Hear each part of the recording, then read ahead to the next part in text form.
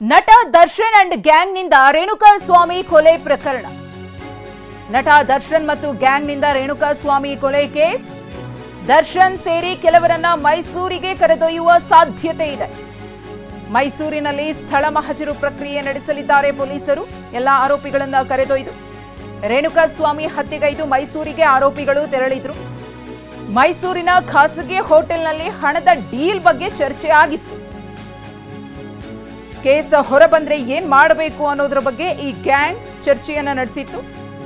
ರೇಣುಕಾ ಸ್ವಾಮಿ ಕೊಲೆ ವೇಳೆ ಬಳಸಿದ್ದ ಬಟ್ಟೆಯನ್ನ ಆರೋಪಿಗಳು ಬಿಸಾಡಿದ್ರು. ಮೈಸೂರಿನ ಅದೊಂದು ಜಾಗದಲ್ಲಿ ಆರೋಪಿಗಳು ಬಟ್ಟೆಗಳನ್ನ ಬಿಸಾಡಿ ಹೋಗಿದ್ರು. ಮೈಸೂರಿನಲ್ಲಿ ಕೊಲೆ ಆರೋಪಿಗಳು ಚರ್ಚಿಸಿದ್ದ ಜಾಗ ಹಾಗೂ ಬಟ್ಟೆಯನ್ನ ಬಿಸಾಡಿದ್ದ ಜಾಗದಲ್ಲಿ ಮಹಜರನ್ನ ನಡೆಸಲಿದ್ದಾರೆ ಪೊಲೀಸರು. ರೇಣುಕಾ ಸ್ವಾಮಿಯನ್ನ ಚಿತ್ರದುರ್ಗದಿಂದ ಕಿಡ್ನಾಪ್ ಮಾಡ್ಕೊಂಡು ಬರ್ತಾರೆ ಶನಿವಾರ.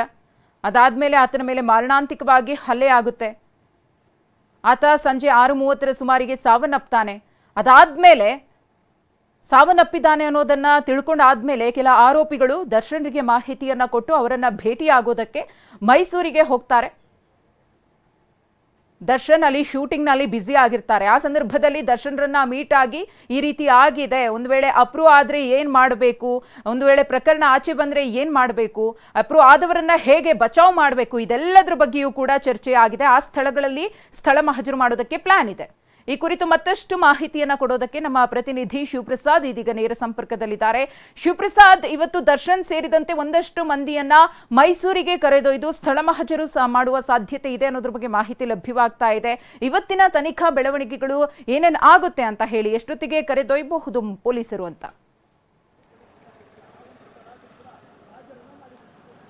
ಮಧುಶ್ರೀ, ಚಿತ್ರದುರ್ಗ ಮೂಲದ ರೇಣುಕಾ ಸ್ವಾಮಿ ಕೊಲೆ ಪ್ರಕರಣಕ್ಕೆ ಸಂಬಂಧಪಟ್ಟಂತೆ ಈಗಾಗಲೇ ಬಂಧಿತರಾಗಿ ಪೊಲೀಸ್ ಕಸ್ಟಡಿಯಲ್ಲಿರ್ತಕ್ಕಂಥ ದರ್ಶನ್ ಅಂಡ್ ಗ್ಯಾಂಗ್ನ ಕೆಲವು ಸದಸ್ಯರನ್ನು ಕೂಡ ಈಗಾಗಲೇ ಒಟ್ಟಾರೆ ಆರೋಪಿಗಳನ್ನು ಮೈಸೂರಿಗೆ ಕರೆದುಕೊಂಡು ಹೋಗಿ ಅಲ್ಲಿ ಮಹಜರು ಮಾಡುವಂಥ ಪ್ರಕ್ರಿಯೆಗಳನ್ನು ಕೂಡ ಕೈಗೊಳ್ಳುವಂಥದ್ದು. ಅಂದರೆ ಸಾಮಾನ್ಯವಾಗಿ ಕೊಲೆ ಪ್ರಕರಣಕ್ಕೆ ಸಂಬಂಧಪಟ್ಟಂತೆ ಯಾವುದಾದ್ರು ಕೊಲೆ ಪ್ರಕರಣ ನಡೆದಂಥ ಬಳಿಕ ಪೊಲೀಸರು ಆರೋಪಿಗಳನ್ನು ವಶಕ್ಕೆ ಪಡೆದು ಸ್ಥಳ ಮಹಜರು ಮಾಡುವಂಥ ಪ್ರಕ್ರಿಯೆ ಸಾಮಾನ್ಯವಾಗಿರುತ್ತೆ. ಇದೇ ಒಂದು ತನಿಖೆಯ ಭಾಗವಾಗಿ ಎಲ್ಲ ಕ್ರಮಗಳನ್ನು ಕೂಡ ಕಾನೂನು ರೀತಿಯ ಪೊಲೀಸರು ಕ್ರಮ ಕೈಗೊಳ್ತಾರೆ. ಇದರ ಒಂದು ಭಾಗವಾಗಿ ಈಗಾಗಲೇ ಇಡೀ ಪ್ರಕರಣಕ್ಕೆ ಸಂಬಂಧಪಟ್ಟಂತೆ ಮೊದಲನೇದಾಗಿ ಕೊಲೆ ನಡೆದಂಥ ಬಳಿಕ ರೇಣುಕಾ ಸ್ವಾಮಿ ಹತ್ಯೆ ಆದದ್ದನ್ನು ಖಚಿತಪಡಿಸಿಕೊಂಡ ದರ್ಶನ್ ಪಟ್ಟಣಗೆರೆ ಆ ಶೆಡ್ಗ ಬಳಿಗೆ ಹೋಗಿ ಬಂದಿರ್ತಾರೆ. ತದನಂತರದಲ್ಲಿ 30 ಲಕ್ಷ ಹಣದ ರೂಪಾಯಿ ಟ್ರಾನ್ಸಾಕ್ಷನ್ ಆಗಿರ್ತಕ್ಕಂಥದ್ದು. ಈ ಒಂದು ಹಣವನ್ನು ಪಡೆದುಕೊಂಡಂಥ ಆರೋಪಿಗಳು ಎಲ್ಲರೂ ಕೂಡ ಸರೆಂಡರ್ ಆಗೋದಕ್ಕೆ ಏನು ಪೊಲೀಸ್ ಠಾಣೆಗೆ ತೆರಳಿರ್ತಾರೆ. ಈ ಒಂದು ವಹಿವಾಟಿಗೆ ಸಂಬಂಧಪಟ್ಟಂತೆ ಹಣದ ವಹಿವಾಟು ಹಾಗೂ ಯಾರು ಸರೆಂಡರ್ ಆಗಿರ್ತಾರೆ ಆ ಆರೋಪಿಗಳೆಲ್ಲರನ್ನೂ ಕೂಡ ಕಾನೂನಿನ ಮೂಲಕ ತದನಂತರದಲ್ಲಿ ಕ್ರಮಗಳನ್ನು ಅನುಸರಿಸಿ ಯಾವ ರೀತಿಯಾಗಿ ಅವರೆಲ್ಲರೂ ಕೂಡ ಹೊರಗಡೆ ಕರ್ಕೊಂಡು ಬರಬೇಕು, ಉಳಿದಂತೆ ಯಾರೆಲ್ಲ ಆರೋಪಿಗಳಿದ್ದಾರೆ ಇವರೆಲ್ಲರೂ ಕೂಡ ಯಾವ ರೀತಿಯಾಗಿ ಬಚಾವ್ ಮಾಡಬೇಕು ಅನ್ನೋದ್ರ ಸಂಬಂಧಪಟ್ಟಂತೆ ಒಂದಷ್ಟು ಮಾತುಕತೆಗಳನ್ನು ಕೂಡ ಮೈಸೂರಿನ ಖಾಸಗಿ ಹೋಟೆಲ್ನಲ್ಲಿ ನಡೆಸುತ್ತಾರೆ.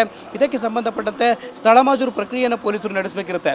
ಅಷ್ಟೇ ಅಲ್ಲದೆ ಈ ಒಂದು ಕೃತ್ಯಕ್ಕೆ ಬಳಸಿದಂತಹ ಬಟ್ಟೆಗಳೇನಿದ್ದಾವೆ, ಈ ಒಂದು ಬಟ್ಟೆಗಳನ್ನು ಹಾಗೂ ಕೃತ್ಯಕ್ಕೆ ಕೆಲವೊಂದು ಸಾಮಗ್ರಿಗಳನ್ನು ಕೂಡ ಬಳಕೆ ಮಾಡಿರ್ತಕ್ಕಂಥದ್ದು, ಇವೆಲ್ಲವನ್ನು ಕೂಡ ಮಹಜರು ಪ್ರಕ್ರಿಯೆಯಲ್ಲಿ ವಶಕ್ಕೆ ಪಡೆಯುವಂಥ ಕೆಲಸವನ್ನು ಕೂಡ ಪೊಲೀಸರು ಮಾಡಬೇಕಿದೆ.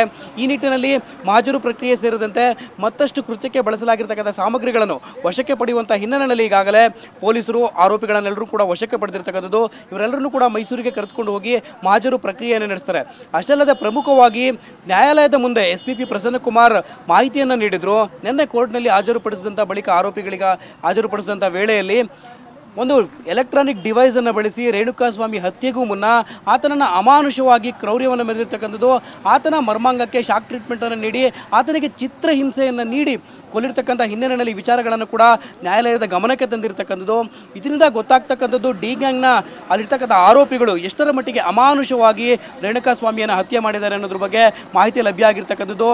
ತನಿಖೆಯ ಭಾಗವಾಗಿ ಪೊಲೀಸರ ತನಿಖೆ ತೀವ್ರಗೊಂಡಂತೆ ಒಂದೊಂದೇ ವಿಚಾರಗಳು, ಒಂದೊಂದೇ ಕರಾಳ ಮುಖಗಳು, ಆರೋಪಿಗಳ ಕರಾಳ ಮುಖಗಳು ಹೊರಬರ್ತಿರ್ತಕ್ಕಂಥದ್ದು. ಅಮಾನುಷವಾಗಿ ರೇಣುಕಾ ಸ್ವಾಮಿಗೆ ಚಿತ್ರಹಿಂಸೆಯನ್ನು ನೀಡಿ ಆರೋಪಿಗಳು ಕೊಲೆ ಮಾಡಿದ್ದಾರೆ ಅನ್ನೋ ಅಂಶವನ್ನು ಹೊರಬರುವಂಥ ಪ್ರಯತ್ನಗಳು ಇನ್ನೇನು ಪೊಲೀಸರ ತನಿಖೆಯ ವೇಳೆಯಲ್ಲಿ ಸಾಕ್ತಿರ್ತಕ್ಕಂಥದ್ದು. ಎಲ್ಲ ಅಂಶಗಳಿಗೆ ಸಂಬಂಧಪಟ್ಟಂತೆ ಒಟ್ಟಾರೆಗೆ 9 ದಿನಗಳ ಪೊಲೀಸ್ ಕಸ್ಟಡಿಗೆ ಪೊಲೀಸರು ಕೇಳಿದ್ರು. ಆದಾಗ್ಯೂ ಕೂಡ ನ್ಯಾಯಾಲಯ ಪೊಲೀಸರ ಮನವಿಯನ್ನು ಪುರಸ್ಕರಿಸಿ 5 ದಿನಗಳ ಕಾಲ ಪೊಲೀಸ್ ಕಸ್ಟಡಿಗೆ ನೀಡಿ ಆದೇಶವನ್ನು ಮಾಡಿರ್ತಕ್ಕಂಥದ್ದು. ಧನ್ಯವಾದ ಶಿವಪ್ರಸಾದ್ ತಮ್ಮ ಮಾಹಿತಿಗಾಗಿ.